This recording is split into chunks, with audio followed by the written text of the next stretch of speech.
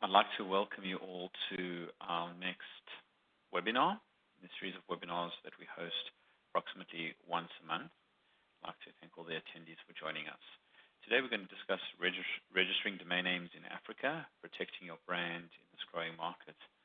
My name's Daniel Greenberg, and I am the CEO of Lexsynergy and head up the brand protection department within Lexsynergy, assisting clients in recovering domain names. We specialize in complex areas as well within Africa.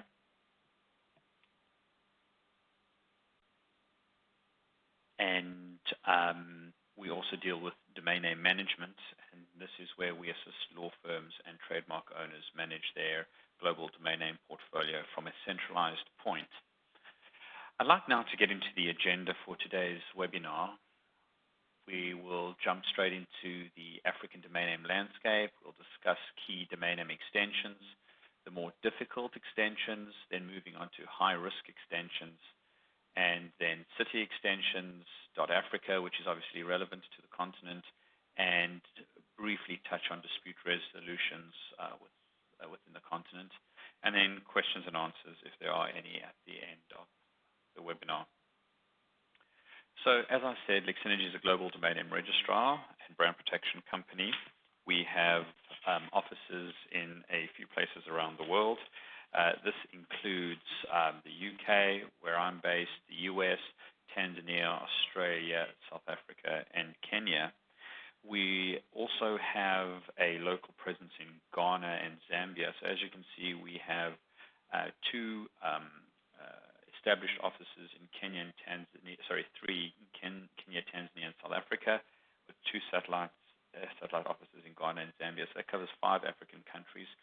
So we consider ourselves the experts within the African region, especially when it comes to domain name registrations. Looking at the landscape, this is a map that we've put together on how we process registrations. It depicts countries that are easy to register in, as in green. As you can see there, countries like ZA at the bottom, South Africa, Namibia, Angola. The live registrations mean we have a direct connection to the registry, and the registration is almost instantaneous. So when you register the domain name, our system connects to the registry operator. That's the entity that runs the particular TLD, and then the domain name is registered. The countries highlighted in yellow have a more manual process. This is for a variety of reasons. Either there's no accreditation process, so they can't bring on registrars, so you have to deal directly with the registry, or they have a manual system. That means that we either have to send through an email application form. Sometimes it can be as archaic as sending through a fax, and these take 1 to several days to register and are normally more complex countries. So as you can see there, it's mostly North Africa with a few West African countries, as well as Zimbabwe and Zambia towards Central Africa. Then we have countries highlighted in red. These countries are where it's not possible or it's very unreliable to register domain names there for a variety of different reasons. Either it's a newly formed country like South Sudan.ss, or lacking infrastructure as in .et for Ethiopia, Eritrea, and Western Sahara. So that kind of gives you the landscape of domain names. It has progressed a lot over the years. When Lexsynergy started about 11 years ago, it was very difficult to register any domain names besides ZA on the African continent. Now it's much easier. As you can see, the green is spreading. We're recently accredited in Senegal. They've got their systems up, so that should be green. So that's kind of improving, and we hope within the next couple of years that this entire map will be green.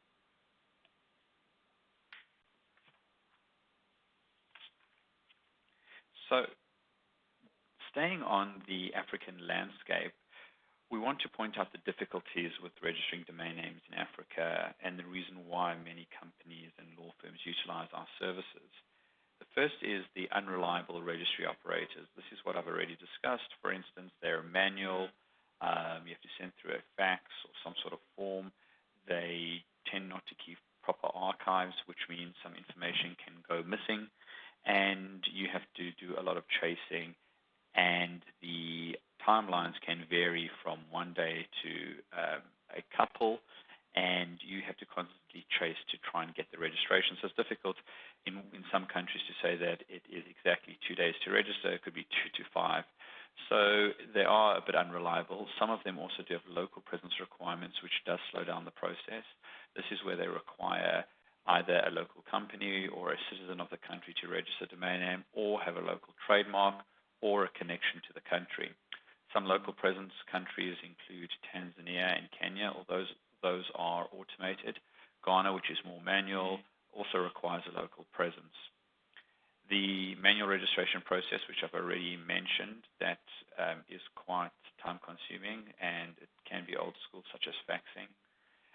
Also, some of the difficulties within the African countries is there's no dispute resolution, and this is where, for instance, someone registers a domain name, say Lexsynergy.gm for the Gambia, and I then want to say recover the domain name. If they don't have a dispute resolution process, it's virtually impossible to recover. You would have to institute action in a local court, or try to contact the registry and resolve it either through negotiation. So that's why it's quite important, if that does happen, or the possibility exists for that to happen, is to rather secure your domain name as soon as possible within that namespace, rather than waiting for it to develop, at which time you could probably lose out on the domain name. Also, some of them have a limited or no whois. This kind of has changed under the GDPR. The GDPR does restrict information that is provided on the whois, so a lot of the information is redacted. So a lot of the domain name extensions are kind of falling in line with the African ones, although the African domain name extensions that do not have a functional whois, that's a more technical issue than complying with GDPR. So it's difficult to see who owns a domain name. Whois record shows who the registrant, admin, and technical billing contact. For most manual African countries, that's difficult to determine. So it's very important to use a registrar that can process the registration and make sure that the domain name is registered correctly, because there may not be any other way of verifying whether that domain name has in fact been registered. So that's another service there that we do provide, so that the client can log into their portal and see the information we used in that registration process. There is a language barrier in some instances, so we've made provision for that, in that we have French-speaking support for the French African countries. We have support services in Swahili, Zulu, Sotho, and most of the South African native languages, which is listed on our next slide. Also, there are opportunities. It's not all doom and gloom when dealing with Africa. The advantages are that it is an emerging and developing market. So there are low registration numbers, and the opportunity is now to secure the domain name. Some of these country extensions is where .com was 20 years ago. So in hindsight, everyone would say, oh, well, I'll get business.com or internet.com. Now is your opportunity to get those domain names within local extensions and secure them, and hopefully that when that environment develops, you have some sort of valuable asset. Also to secure your trademarks and other IP that you have within that region as a domain name, so that you can make sure that you've protected yourself, so that in case there's no dispute resolution, you do or you have reserved your domain name for future use. You don't have to use it, but at least you have reserved it. We also provide local presence services, so that would assist you, for instance, in registering a domain name in Ghana or Angola. Angola is not a local presence requirement. Kenya, Tanzania. So there's some countries that we can step into your shoes, provide that local presence, so you can secure the domain name. There's some countries that we don't provide a local presence for, like Niger. That is because of the complexity around that with that particular country. Like I said, I've already mentioned the local languages that we do support, which does assist in processing registrations if you speak the local language. I thought I would highlight some examples of key African countries. These are relatively strong economies and have some of the largest populations in Africa. I firstly deal with Kenya.ke. The original or the most popular extension in Kenya is co.ke. About a year or so ago, .ke was launched, so it's possible to register directly at the second level. So, for instance, Lexsynergy.ke instead of Lexsynergy.co.ke. So now it's quite important for trademark owners or those that do have co.ke registrations to register the matching .ke, because it can happen that someone registers your domain name and one person owns the .ke, the other co.ke. It could cause confusion and some sort of conflict down the lines. Kenya, once again, as I mentioned, has a local presence requirement which Lexsynergy would provide so that you can secure your registration in that country. Tanzania, which sits right next to Kenya, has also a local presence requirement for co.tz. There is a law in Tanzania that says that every country locally registered company has to use a register and use a co.tz domain name.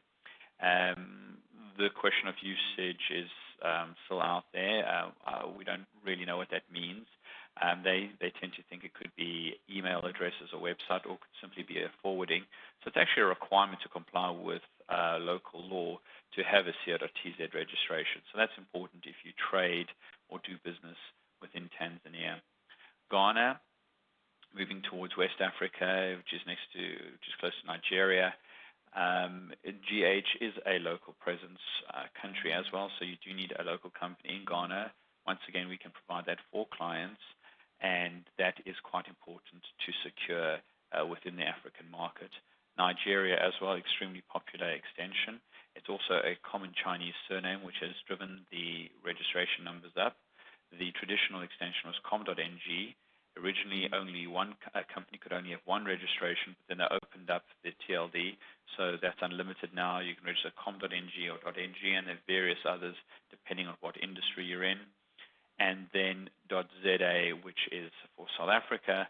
The full extension is co.za for commercial operations and org.za for non-profits. These African countries were also selected as they are English-speaking.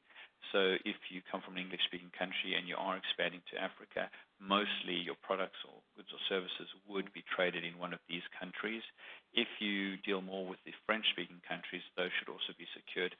Some of those countries are slightly more complex to register, but if you have any issues, you can contact us and we will guide you through the process.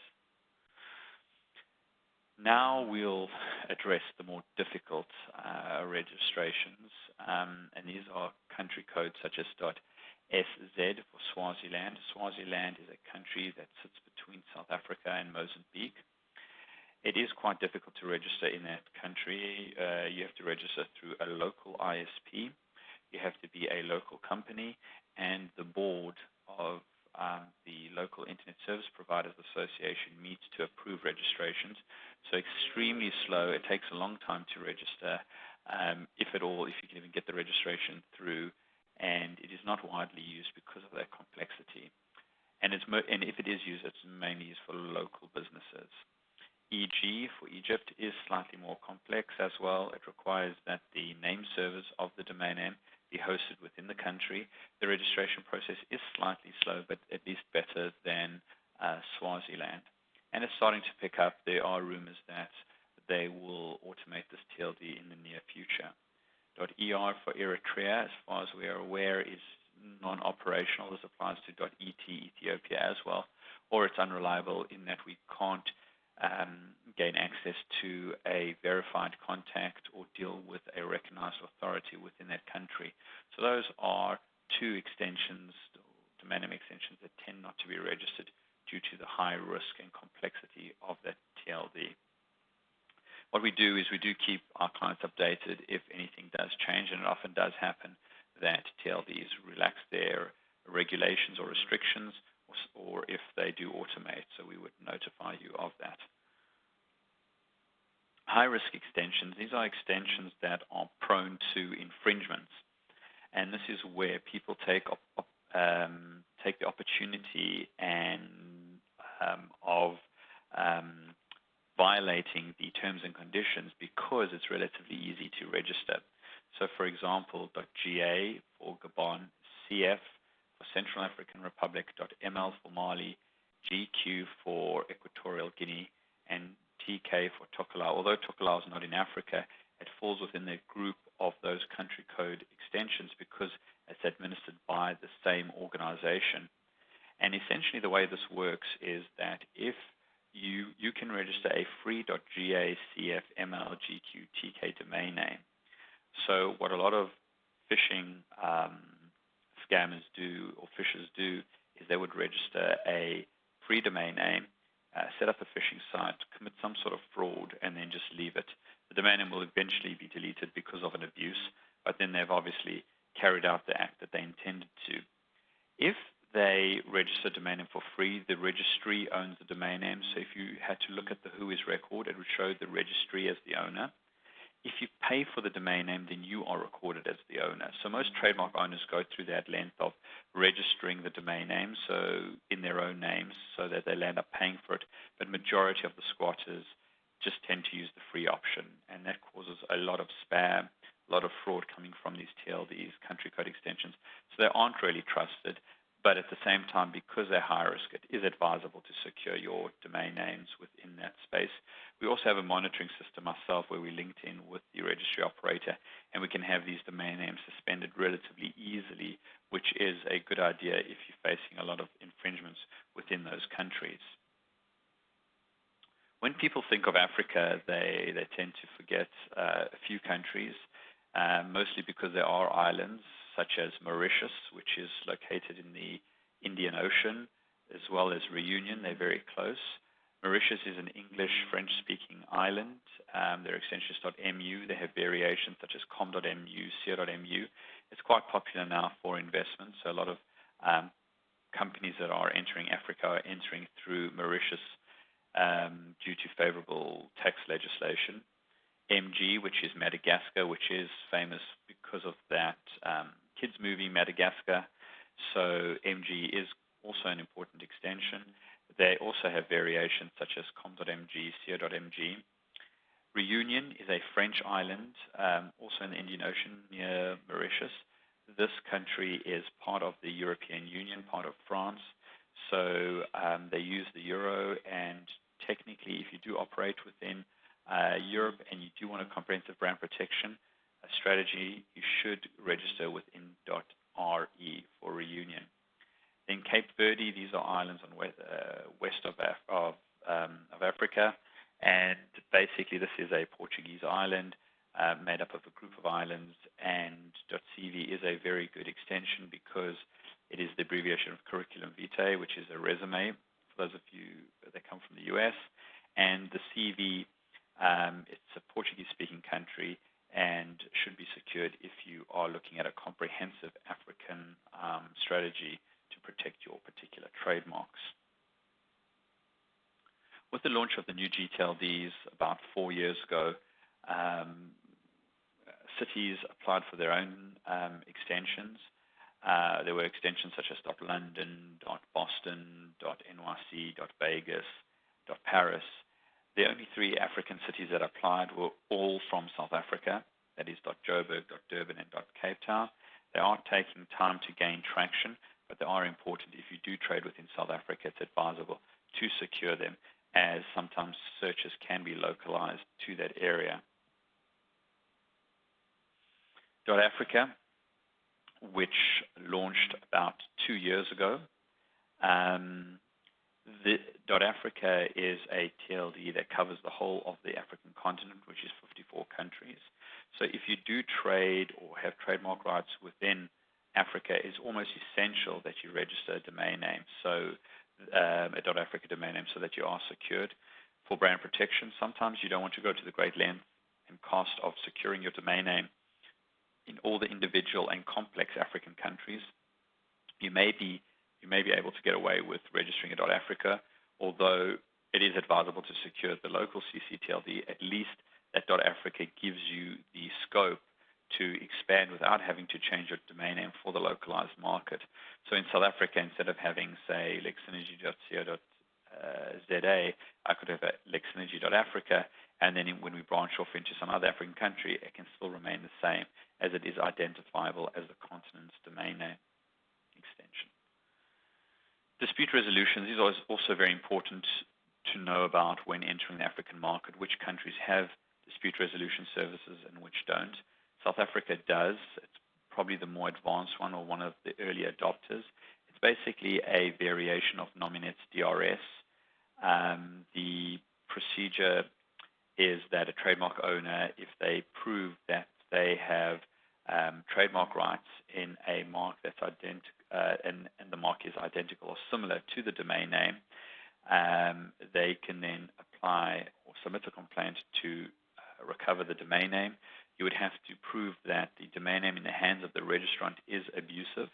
So this would require evidence to show that the domain name is abusive. This is a useful tool if someone does infringe your rights, so it does give trademark owners peace of mind knowing that there is a procedure that they can follow to recover domain names. There's also a provision for offensive registrations. These are ones that promote hate speech, so that's a possibility as well, although I'm not aware of any decisions that have been granted based on that. And then if you're successful, if it is abusive, then it will be transferred to the complainant. If it's offensive, it will be permanently deleted and cannot be re-registered.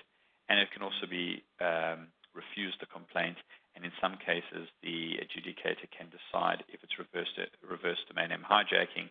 That is basically where a trademark owner tries to bully a domain name registrant that has prior rights or registered domain name prior to the trademark to try and get them to transfer the domain name.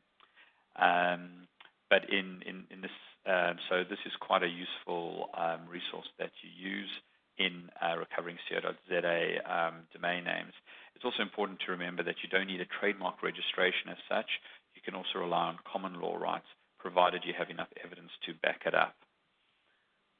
And moving on to the countries that we've already discussed, barring Malawi, is that the countries like Kenya, Tanzania, and Nigeria all have various forms of a dispute resolution service, either taken from the UDRP, which is the dispute resolution process for .com, or a variation of the Nominet DRS, and have applied it to local law.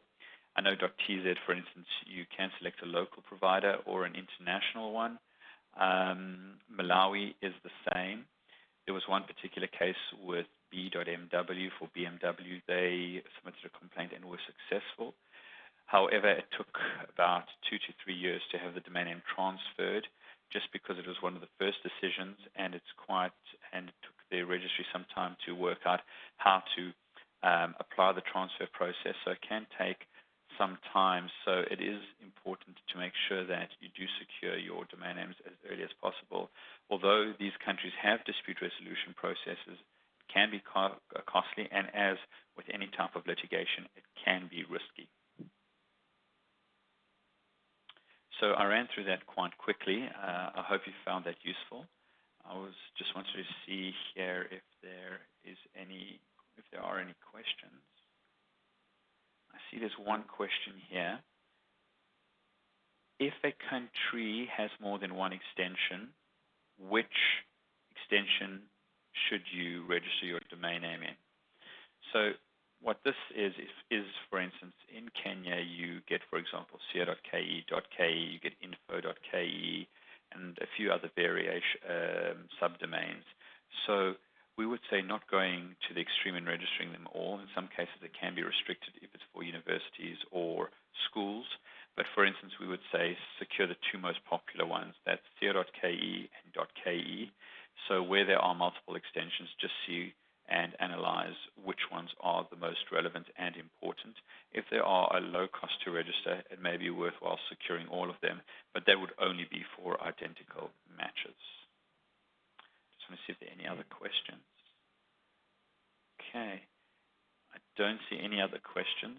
So if you need to get in touch with us or need assistance in securing your domain names in Africa, you can reach out to us on the numbers listed there. If you go onto our website, lexsynergy.com, you can also get our Kenyan and Tanzanian numbers as well, an Australian number if you are in those countries, and we'll be more than happy to help you out. I'd like to thank you for attending this webinar and look forward to having you dial in to our next one. Thanks a lot.